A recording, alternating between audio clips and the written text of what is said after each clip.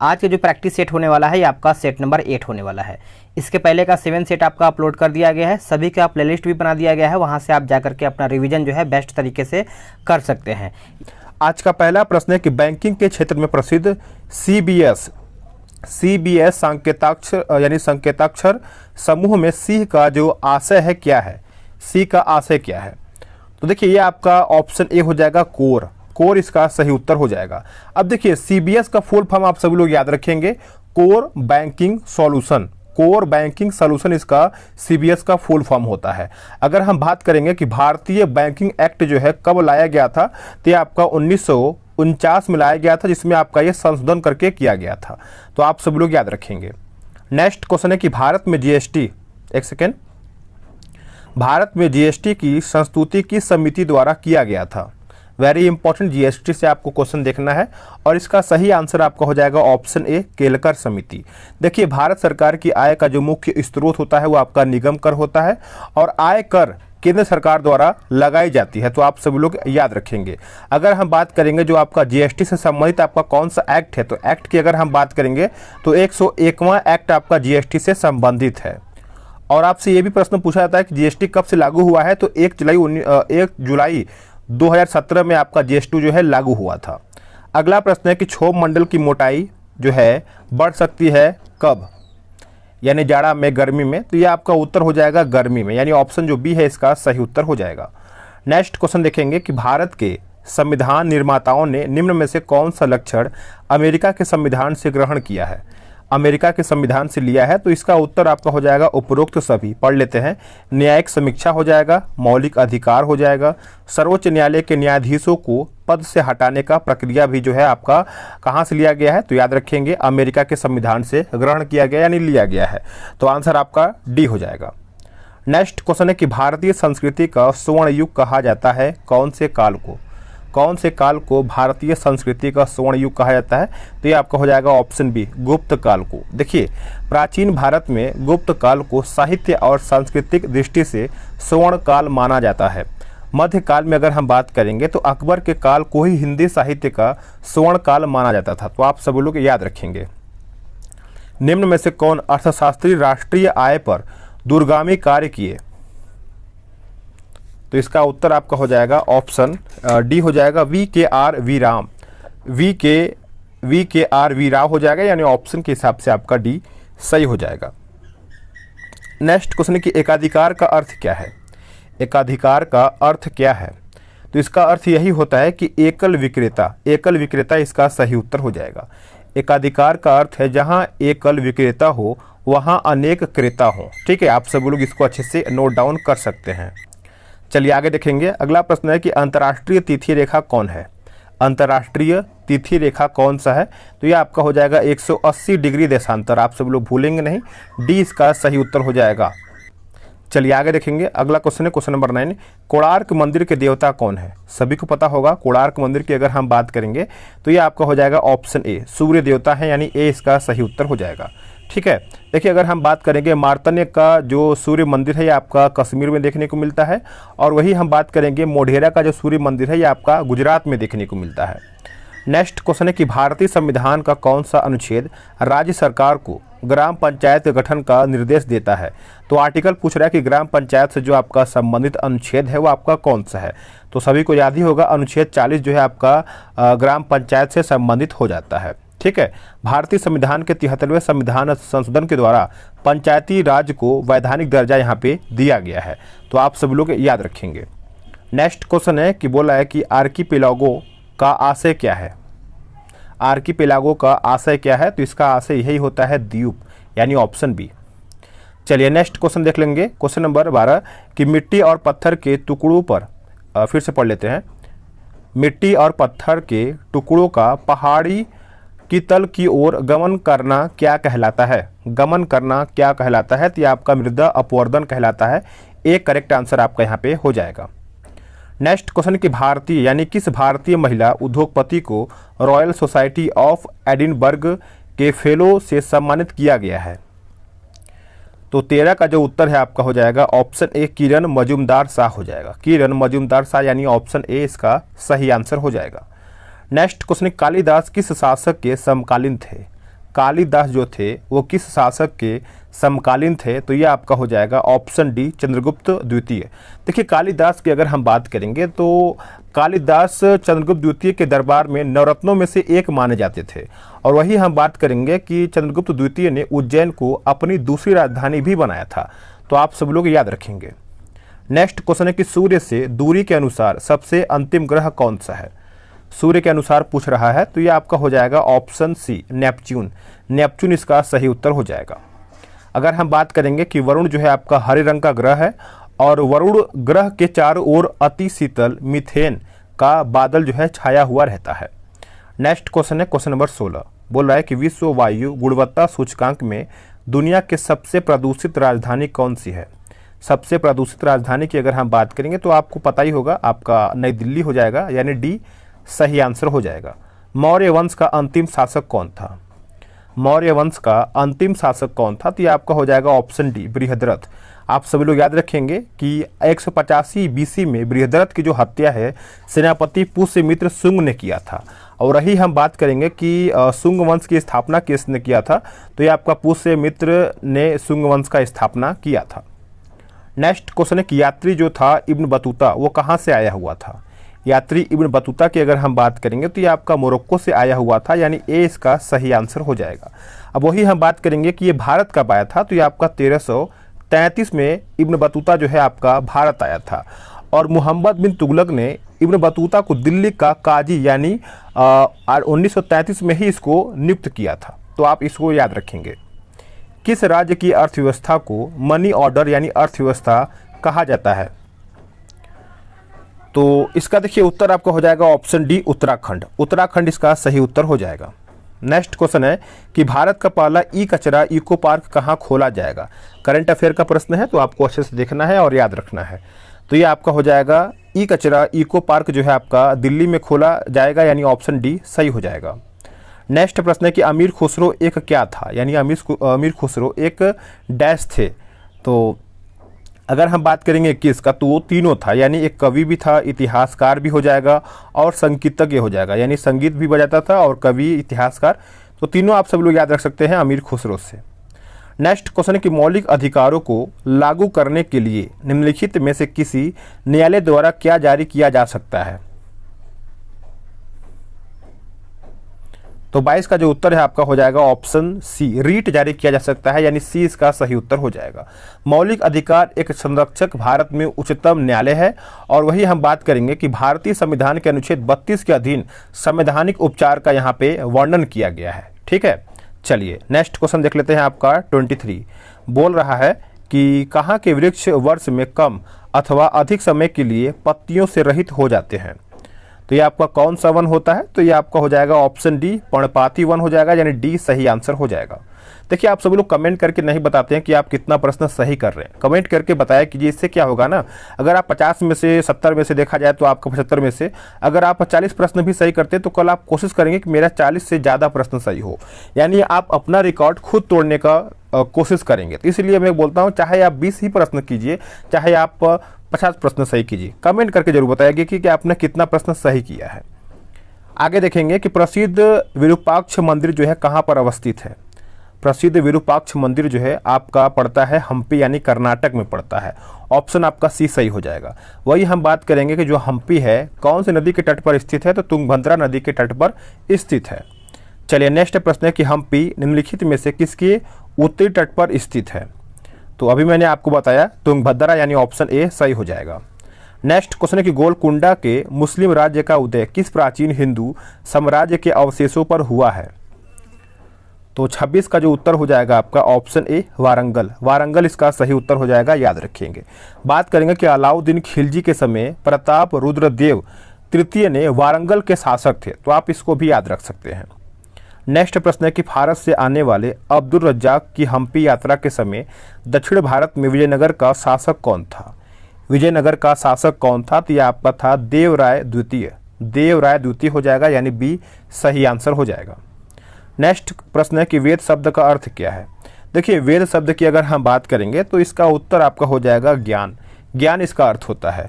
वही हम बात करेंगे वेद कितने प्रकार का होता है? तो वेद 4 प्रकार का होता है। पहला आपका ऋग्वेद, दूसरा सामवेद, तीसरा यजुर्वेद, चौथा आपका अथर्ववेद। तो आप सब लोग चारों को याद रखेंगे।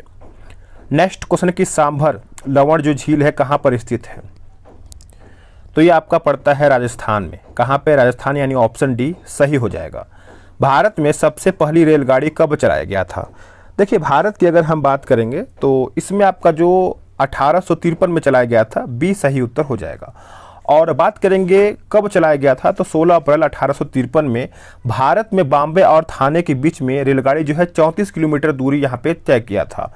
तो और ये किसके समय में चलाया गया था? तो लॉर्ड डलहौजी के समय में ये आपका हुआ था।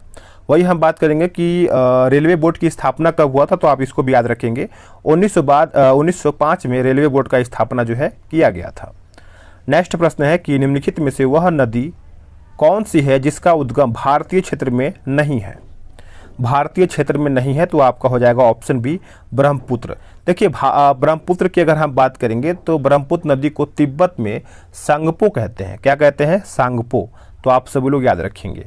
और ब्रह्मपुत्र नदी जो है तिब्बत में मानसरोवर झील से 80 किलोमीटर की दूरी तय करके हिमालय से जो समुद्र तल से 51 से 50 मीटर की ऊंचाई पर स्थित है। नेक्स्ट प्रश्न है कि स्वतंत्र भारत का महाराज्यपाल कौन थे? तो इसका उत्तर आपका हो जाएगा option B Lord Mountbatten. Lord Mountbatten इसका सही उत्तर हो जाएगा। और लॉर्ड माउंटबेटन जो था ये भारत का अंतिम वायसराय भी था, तो आप इसको भी याद रखेंगे। निम्नलिखित में से कौन ताशकंद समझौते से संबंधित है? देखिए, ताशकंद की अगर हम बात करेंगे तो ये आपका हो जाएगा ऑप्शन बी लाल बहादुर शास्त्री। लाल बहादुर शास्त्री के समय 1965 ईस्वी में पाक भारत के बीच जो है युद्ध हुआ था। तो आप सब लोग याद रखेंगे। नेक्स्ट क्वेश्चन देख लेते हैं। बोल रहा है कि जनगणना 2011 के अनुसार जनसंख्या घनत्व का सही अवरोही क्रम किन राज्यों का है? तो इसका उत्तर आपका हो जाएगा बिहार, बंगाल और केरल। बिहार, बंगाल, केरल। नेक्स्ट क्वेश्चन है कि आमेर महल कहाँ पर स्थित है? देखिए, आमेर महल की अगर हम बात करेंगे तो आपको कंफ्यूज नहीं होना है, यह आपको जयपुर में पड़ता है, यानी ए सही उत्तर हो जाएगा। वही हम बात करेंगे कि सवाई जयसिंह जयपुर के प्रसिद्ध शासक भी थे, तो आप सभी लोग नोट डाउन कर सकते हैं। निम्नलिखित में से कौन सा एक बाघ संरक्षित स्थल नहीं है? संरक्षित स्थल नहीं है तो ये आपका हो जाएगा ऑप्शन डी सुल्तानपुर। सुल्तानपुर जो है आपका माना जाता है झील अभ्यारण्य हरियाणा में आपका अवस्थित है, तो आप ये तो याद ही रखना पड़ेगा आपको। नेक्स्ट क्वेश्चन है कि अस्थियां किसमें वातिल होती हैं? तो ये आपका हो जाएगा पक्षियों में, यानी ऑप्शन डी। नेक्स्ट क्वेश्चन है कि भारत पर हूणों का आक्रमण किसके शासनकाल में हुआ था? तो ये किसके शासनकाल में हुआ था? तो ये आपका हो जाएगा ऑप्शन ए स्कंदगुप्त। स्कंदगुप्त जो था हूण को पूरी तरह से पराजित किया था या फिर परास्त किया था, और स्कंदगुप्त को अंतिम महान गुप्त शासक भी माना जाता है। नेक्स्ट क्वेश्चन देखेंगे कि वह प्रथम राष्ट्रीय नेशनल पार्क कौन सा है जिसे भारत में स्थापित किया गया है? तो यहाँ पे देखिए पूछ रहा है कि यहाँ पे जिसे भारत में वह प्रथम राष्ट्रीय, तो प्रथम की अगर हम बात करेंगे तो ये आपका जिम कॉर्बेट नेशनल पार्क हो जाएगा, जो कि आपका इसका निर्माण 1936 में किया गया था और ये आपका उत्तराखंड में पड़ता है। तो आगे चलते हैं। अगला प्रश्न है कि महमूद गजनवी के भारत पर आक्रमण का प्रमुख उद्देश्य क्या था? तो प्रमुख उद्देश्य की अगर हम बात करेंगे तो ये आपका ऑप्शन डी हो जाएगा मध्य एशिया में एक बड़े साम्राज्य की स्थापना के लिए धन संग्रह करना, यानी ऑप्शन डी राइट आंसर हो जाएगा, याद रखेंगे। नेक्स्ट क्वेश्चन है कि निम्नलिखित में से तजाकिस्तान की राजधानी कौन सा है? देखिए, राजधानी वगैरह भी आपको देख करके जाना है क्योंकि यहाँ से भी आपका प्रश्न बनेगा, तो ये आपको हो जाएगा ऑप्शन बी दुशांबे। दुशांबे सही आंसर हो जाएगा। वही हम बात करेंगे ताशकंद किसका है? तो ताशकंद की अगर हम बात करेंगे तो ये आपका उज्बेकिस्तान का है, और देखा जाए तो आपका यहाँ पे क्या बोलते हैं कि नूर सुल्तान ये आपका कजाकिस्तान का होता है, तो नोट डाउन कर सकते हैं। तराइन का द्वितीय युद्ध कब हुआ था? तो सबसे पहले आप सभी लोग याद रखेंगे तराइन का 2 युद्ध हुआ था, एक आपका 1191 में हुआ था और दूसरा आपका 1192 में हुआ था। तो इसका आंसर जो है आपका हो जाएगा 1192 में। और देखिए, तराइन का द्वितीय युद्ध जो है मोहम्मद गौरी और पृथ्वीराज चौहान के बीच में हुआ था, जिसमें इसमें दूसरा युद्ध में देखा जाए तो आपका मोहम्मद गौरी जीत गया था, और पहला युद्ध की अगर हम बात करेंगे 1191 में, उसमें क्या है कि पृथ्वीराज चौहान जो है जीत गए थे। इस प्रकार से आप इसको अच्छे से याद रख सकते हैं। नेक्स्ट प्रश्न है कि अंग्रेजों द्वारा सर्वप्रथम कहवा यानी कॉफ़ी बागान लगाए गए थे, कहाँ में? तो ये आपका हो जाएगा ऑप्शन ए हो जाएगा, यानी चिकमंगलूर जनपद में हो जाएगा, यानी ए करेक्ट आंसर हो जाएगा। नेक्स्ट क्वेश्चन है कि निम्न में से कौन यूनेस्को धरोहर स्थान है? तो इसका सही आंसर आपका हो जाएगा केवलादेव राष्ट्रीय उद्यान। केवलादेव राष्ट्रीय उद्यान इसका राइट आंसर हो जाएगा। नेक्स्ट क्वेश्चन है कि निम्नलिखित में से कौन लोकसभा के प्रथम अध्यक्ष या फिर स्पीकर थे? वेरी इंपॉर्टेंट, सभी को पता ही होगा। इसका आंसर आपका हो जाएगा 45 का ऑप्शन बी, जी.बी. मावलंकर इसका सही उत्तर हो जाएगा। तो आप सभी लोग भूलेंगे नहीं। अब इसके बारे में थोड़ा सा जान लेते हैं। देखिए, जी.बी. मावलंकर पर अविश्वास जो है प्रस्ताव भी लाया गया था और जी.बी. मावलंकर की पद पर रहते हुए भी इनकी मृत्यु हो गई थी। तो इतना आपको याद रखना पड़ेगा। किस राज्य सरकार ने शुद्ध पेयजल उपलब्ध करवाने के लिए ड्रिंक फ्रॉम टैप योजना को शुरू किया है? तो ये किसके द्वारा शुरू किया गया है? तो ये आपका उड़ीसा, यानी ऑप्शन है। ये आपका करंट का प्रश्न है, तो इसको भी आपको देख करके अच्छे से जानना है। बिहार के किस नदी पर डगमारा जल विद्युत परियोजना का निर्माण किया जा रहा है? तो 47 का जो आंसर है आपका हो जाएगा ऑप्शन सी, यानी कोसी। कोसी इसका सही उत्तर हो जाएगा। नेक्स्ट प्रश्न क्या है 48, किस भारतीय बैंक ने पेंशन भोगियों के लिए पहली वीडियो जीवन प्रमाण पत्र सेवा शुरू किया है? तो ये किसके द्वारा शुरू किया गया है? तो आपका भारतीय स्टेट बैंक के द्वारा शुरू किया गया है, सी आंसर हो जाएगा। अर्थशास्त्र के क्षेत्र में 2021 में नोबेल पुरस्कार किसे दिया गया है? वेरी इंपॉर्टेंट, आपको नोबेल पुरस्कार भी अच्छे से देखना है और इसका आंसर आपका हो जाएगा ऑप्शन डी, उपयुक्त सभी, यानी डेविड कार्ड हो जाएगा, गोइटो इम्बेंस हो जाएगा और जोशुआ इनग्रिस्ट हो जाएगा। तो तीनों का नाम आपको याद रखना है। वैसे सभी यानी नोबेल आपका 6 क्षेत्र में दिया जाता है, तो 6 क्षेत्र को आपको याद रखना है। भारत सरकार ने किस जिले को प्रधानमंत्री किसान राष्ट्रीय पुरस्कार के लिए चुना है? तो ये आपका चुना गया था, याद रखेंगे सभी लोग, अनंतपुर यानी आंध्र प्रदेश, यानी ऑप्शन बी। नेक्स्ट क्वेश्चन है, बोल रहा है कि एनीमोमीटर यानी एनीमोमीटर से क्या मापा जाता है? तो एनीमोमीटर की अगर हम बात करेंगे तो ये आपका हवा की गति जो है इससे मापा जाता है, ऑप्शन बी सही हो जाएगा। एनीमोमीटर के द्वारा वायु एवं गैस का भार तथा घनत्व ज्ञात किया जाता है। वही हम बात करेंगे अल्टीमीटर के बारे में। तो अल्टीमीटर का जो प्रयोग है उड़ते हुए विमान की ऊंचाई नापने के लिए किया जाता है। और वही आपको पता ही होगा एमीटर, एक एमीटर भी होता है, तो ये आपका विद्युत धारा को मापने के लिए किया जाता है एमीटर। नेक्स्ट प्रश्न है कि आंख की रेटिना पर बनने वाला प्रतिबिंब समानुपाती होता है? तो ये आपका हो जाएगा प्रतिबिंब का आकार वस्तु का आकार, यानी ऑप्शन डी। नेक्स्ट क्वेश्चन की अनुदैर्घ्य तरंग संचरण में विरलन के स्थानों पर माध्यम का घनत्व व दाब सामान्य अवस्था की तुलना में होता है? तो इसका आंसर आपका हो जाएगा ऑप्शन बी कम। नेक्स्ट क्वेश्चन है कि लाल और हरा रंग को मिलाने से कौन सा रंग बनता है?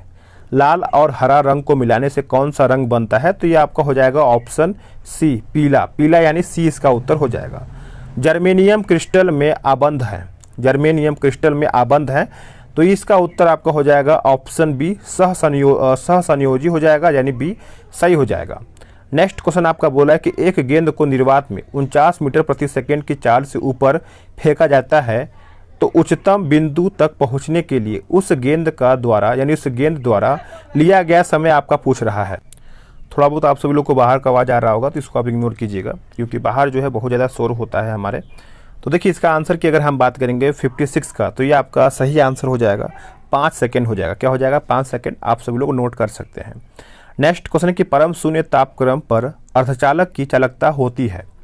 अर्धचालक की चालकता होती है, तो इसका आंसर आपका हो जाएगा ऑप्शन ए, शून्य होता है। क्या हो जाएगा? शून्य सही उत्तर हो जाएगा।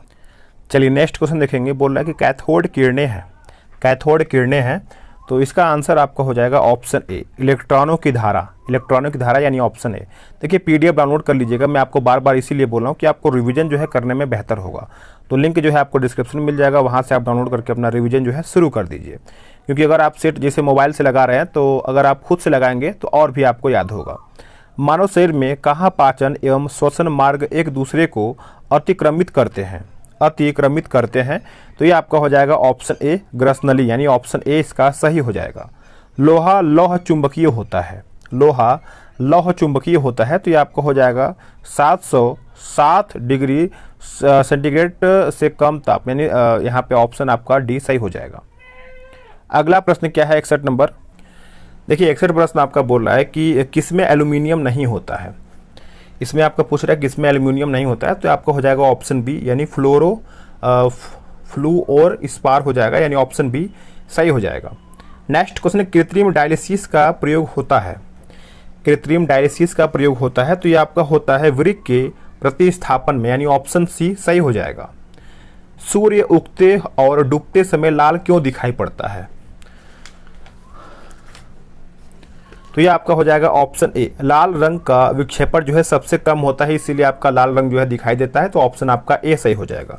लाल रंग का विशेषण की अगर हम बात करें, कम होने के कारण जो है लाल रंग का प्रयोग सिग्नल में भी करते हैं। नेक्स्ट क्वेश्चन है कि ध्वनि तरंगे एक स्थान से अन्य स्थान तक किसी राशि x का स्थानांतरण करती है। राशि x पूछ रहा है, तो राशि x की अगर हम बात करेंगे तो ये आपका ऑप्शन डी हो जाएगा, ऊर्जा। मानव शरीर की सबसे बड़ी ग्रंथि कौन सी है।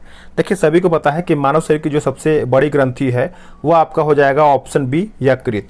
यकृत का आप सभी लोग भार जान लीजिए, वजन जान लीजिए, करीबन 1.5 से लेकर के 2 किलो इसका वजन होता है। और यकृत जो है प्रोटीन के उपाचय में सक्रिय रूप से भाग लेता है। अमाशय में भोजन के पश्चात क्या मिलता है। अमाशय की अगर हम बात करेंगे तो ये आपका हो जाएगा ऑप्शन डी, जठर रस। देखिए अमाशय में भोजन लगभग 4 घंटे तक रहता है। वही हम बात करेंगे कि भोजन के अमाशय में पहुंचने पर फाइलोरिक ग्रंथियों से जठर रस निकलता है। नेक्स्ट प्रश्न है, बोल रहा है कि मांस, अंडा, मछली का यकृत तक, माफ कीजिएगा फिर से पढ़ लेते हैं। मांस, अंडा, मछली का यकृत तथा दूसरे निम्न में से किसका स्रोत है। यकृत तथा दूध, माफ कीजिएगा दूध निम्न में से किसका स्रोत है। एक बार फिर से पढ़ लेते हैं दोबारा, क्योंकि कभी कभी क्या है ना कि कुछ आपका शब्द मिस हो जाएगा तो आपको पढ़ने में समझ में नहीं आएगा। मांस, अंडा, मछली का यकृत तथा दूध निम्न में से किसका स्रोत है। यहाँ पूछ रहा है कि ये सब जो है किसका स्रोत है। देखिए 67 की अगर हम बात करेंगे तो ये आपका हो जाएगा ऑप्शन ए, विटामिन डी का स्रोत देखने को मिलता है। इसका आंसर आपका ए सही हो जाएगा। नेक्स्ट क्वेश्चन है कि रक्त समूह ओ को सार्वत्रिक रक्तदाता कहा जाता है। इसमें निम्न में से कौन सा एंटीजन पाया जाता है। कौन सा एंटीजन पाया जाता है, तो ये आपका हो जाएगा कोई एंटीजन जो है नहीं पाया जाता है, डी सही उत्तर हो जाएगा। नेक्स्ट क्वेश्चन है कि एल्कीन का सामान्य सूत्र क्या है। एल्कीन का सामान्य सूत्र आपका हो जाएगा CnH2n, यानी ऑप्शन सी। चलिए नेक्स्ट क्वेश्चन देख लेते हैं, बोल क्या रहा है। अगला क्वेश्चन है कि पानी से भरे गिलास में बर्फ का एक टुकड़ा तैर रहा है। टुकड़े के पूरा पिघल जाने पर गिलास में पानी का तल क्या होगा, यानी बढ़ेगा, घटेगा, गिरेगा, यही आपका पूछ रहा है। देखिए इसका उत्तर आपका हो जाएगा अपरिवर्तित रहता है, यानी ऑप्शन आपका बी जैसे है वैसे ही रहेगा। नेक्स्ट क्वेश्चन है कि एक पिंड को एक मीनार से शून्य वेग के साथ नीचे गिराया जाता है। यदि 4 सेकंड बाद वह धरातल पर पहुंचता है तो मीनार की लगभग ऊंचाई कितना होगा। तो मीनार का लगभग ऊंचाई की अगर हम बात करेंगे तो ये आपका हो जाएगा 80 मीटर, यानी ऑप्शन ए। नेक्स्ट क्वेश्चन है कि जब किसी धातु को गर्म किया जाता है तो इसका प्रतिरोध क्या होता है, बढ़ता है, घटता है, नियत रहता है, या फिर बढ़ सकता है या घट सकता है। तो ऑप्शन के हिसाब से अगर हम बात करेंगे तो ये आपका हो जाएगा ऑप्शन बी, बढ़ जाता है, यानी बी सही हो जाएगा। सब्जी के रूप में खाया जाने वाला छत्रक कौन सा है, तो इसका सही आंसर आपका हो जाएगा ऑप्शन बी, कवक, यानी बी इसका उत्तर हो जाएगा। डीएनए संरचना का मॉडल किसने तैयार किया या फिर किसने दिया, तो ये आपका हो जाएगा वाटसन और क्रिक, यानी ऑप्शन जो है डी सही हो जाएगा। वही हम बात करेंगे कि डीएनए में डीऑक्सीराइबो शर्करा होता है, तो इसको भी आप याद रख सकते हैं। अगला और आखिरी प्रश्न है कि विटामिन ई महत्वपूर्ण स्रोत है किसमें। तो विटामिन ई की अगर हम बात करेंगे तो अंकुरित अनाजों में देखने को मिलता है। देखिए अगर आप सभी लोग चना वगैरह खाते होंगे तो जैसे सुबह भिंगा करके, तो उसमें बहुत लोग बोलते हैं कि आप सभी लोग चना को अंकुरित, यानी जो उसमें जैसे नहीं निकलता है जैसे कुछ जमाया जाता है उस तरीके से, तो उसमें आपको अंकुरित अगर आप खाएंगे तो विटामिन ई मतलब उसमें देखने को मिल सकता है। तो कहीं ना कहीं आप सभी लोग इसको खाइए अगर आप नहीं खाते हैं। वैसे बहुत लोग खाते भी होंगे जो फिजिकल का तैयारी वगैरह जिससे रनिंग वनिंग करते होंगे, तो इस तरीके से खाते होंगे। तो फ्रेंड्स आप सभी लोग का यहाँ पे देखा जाए तो 75 क्वेश्चन मैंने जीके जीएस का समाप्त कर दिया है। एक दिन में कम से कम 2 प्रैक्टिस सेट आप खुद से लगाइए, तभी आपको मालूम चलेगा कि आप कितना प्रश्न जो है सही कर पा रहे हैं। ठीक है, मिलते हैं एक नए वीडियो में।